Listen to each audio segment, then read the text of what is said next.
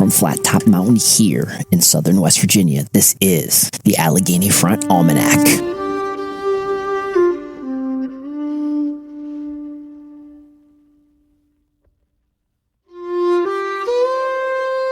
I'm Doc, and this week winter made itself known. Not in a dramatic way, not in a storybook way, just steady, heavy, and unmistakable. This is your Almanac for the week of January 25th through the 31st.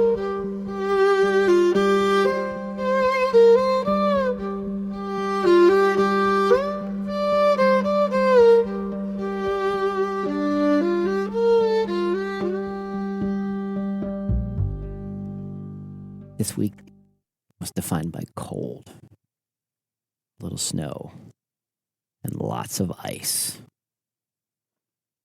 We picked up somewhere around 12 inches of snow with nearly 4 inches of ice on top of that, and then some more snow.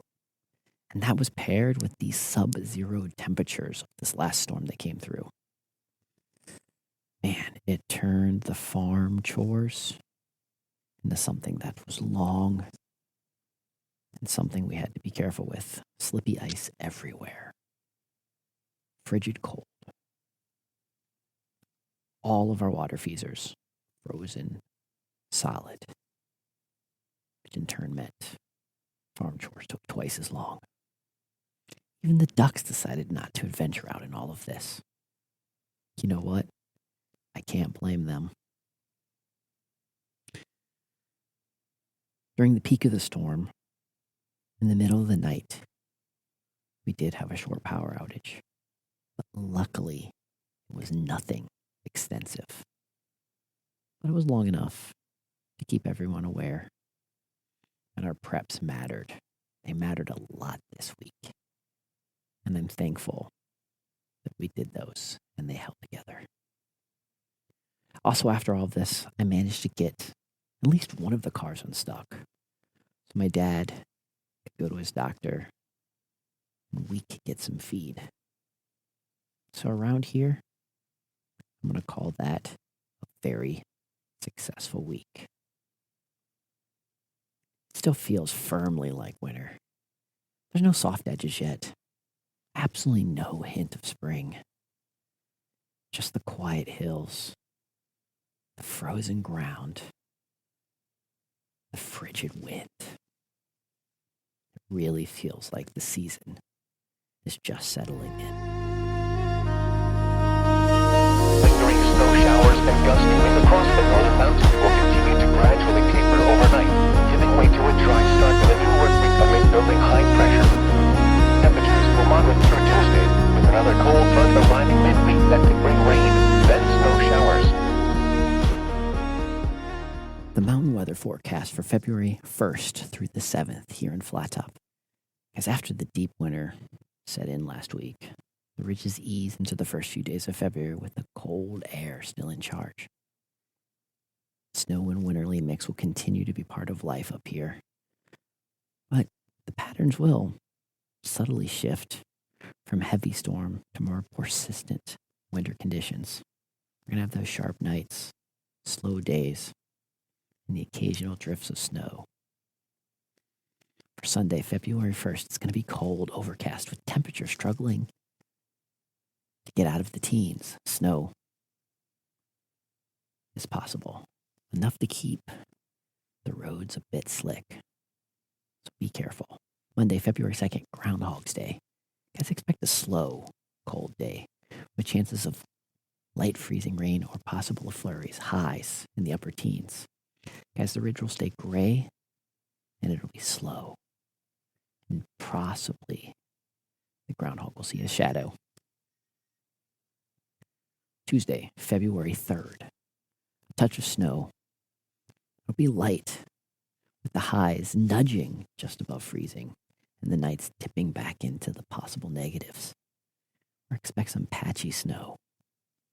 Wednesday, February 4th, cold and calm, with freezing fog in the morning and lingering chill throughout the afternoon. Days will feel like winter itself, cold and crisp. Thursday, February 5th, partly cloudy skies, still bitter cold. with highs bottoming out in the teens and lows well below that. No major system, just a steady February cold. Friday, February 6th, guys, the snow returns. Periods of snow in the afternoon and the evenings, with possibly a moderate accumulation. Looks like this is going to be one of the snowiest Februaries we may see. Saturday, February 7th, snow showers continue. They're going to be off and on all day, as temperatures will be hovering just below freezing. It's the kind of snow that's going to settle in soft on the trees and the fields. It's going to slow everything down. The pattern this week isn't dramatic. There's no major snowstorms, no sudden thaws, just persistent winter. Cold precipitation, and a day defined by the season itself. Snowfall in bits and pieces. Helps remind you that winter isn't over yet, and the land will rest.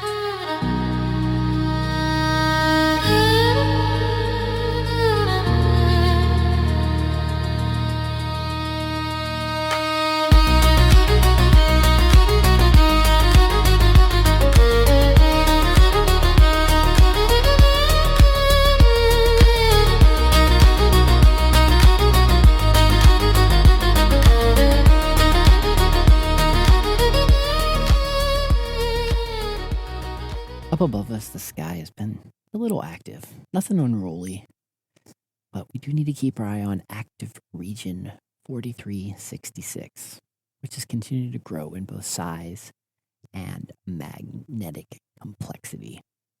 Guys, it's carrying a beta-delta configuration and producing frequencies around the C-class flare.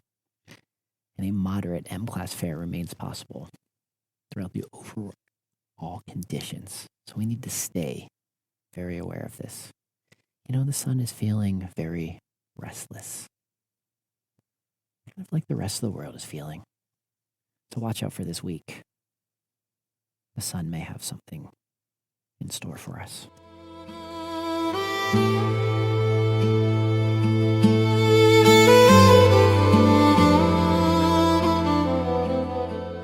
Around this time of year, I practice one of the holy days, Imbolc. You'll sometimes see it represented as just a simple woven cross made with reed or straw. That cross is called the Bridget Cross, and it has been hung in homes for thousands of years. The cross is usually made of rushes, straw, or grass, gathered around this time and woven solely by hand. It's nothing fancy, but it's usually hung above the doorway, near a hearth, or in your barn. And it's not for decoration. It's for intention. Traditionally, this cross was meant to protect the home. It protected it from fire, illness, hunger, hardship. It's the marking of the turning point of the season, and it's an ask for a blessing of the year ahead.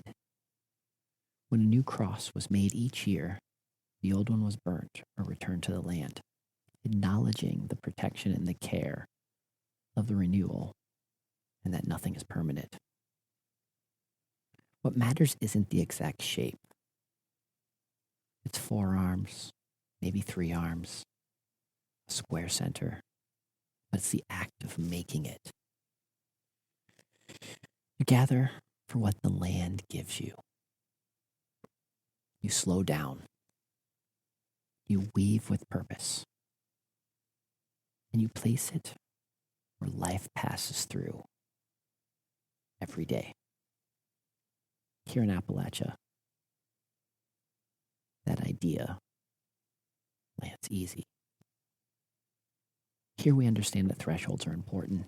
The threshold of a doorway, the threshold of a season, the threshold of a moment. And this 8-bridged cross is just a reminder to tend to those thresholds with care.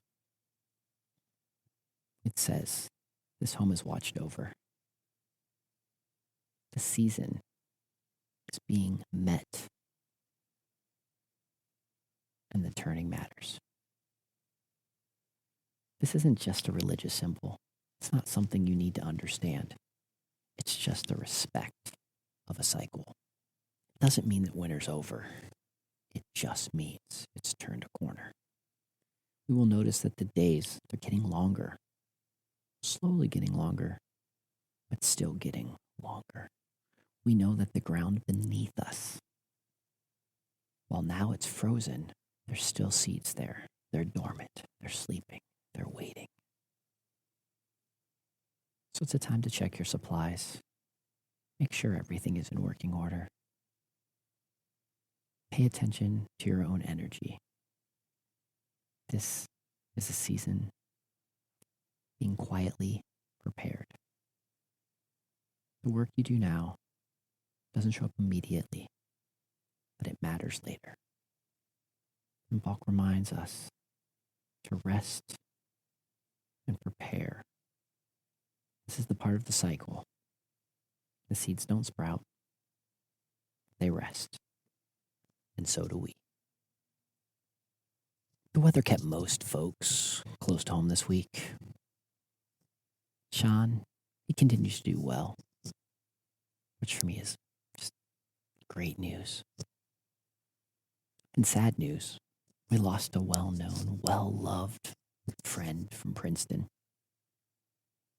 His passing is being felt all across the region. In those small communities, people are getting together to grieve. John, may your next adventure be grand.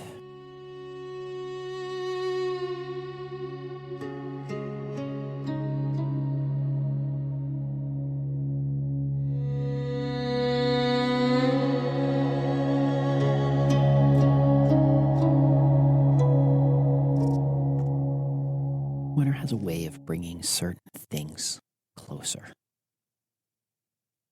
This week feels like a good time to think about what Carl Jung calls the shadow. The part of ourselves we don't always acknowledge. Not the most dramatic version. Just the quiet stuff. The fatigue. The frustration. The fear. Our impatience. When it's cold and we're isolated, there's a way it makes those things feel more visible. They surface faster. We get tireder. And when we feel those short days, when it just takes a little bit more effort, the shadow is always present.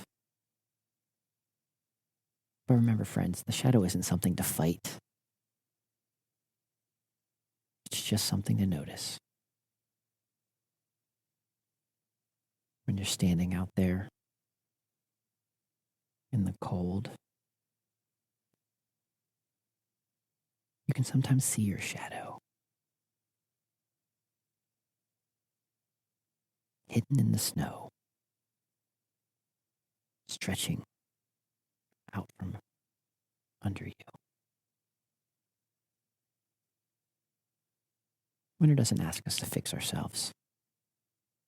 It just asks us to be honest about who and where we are.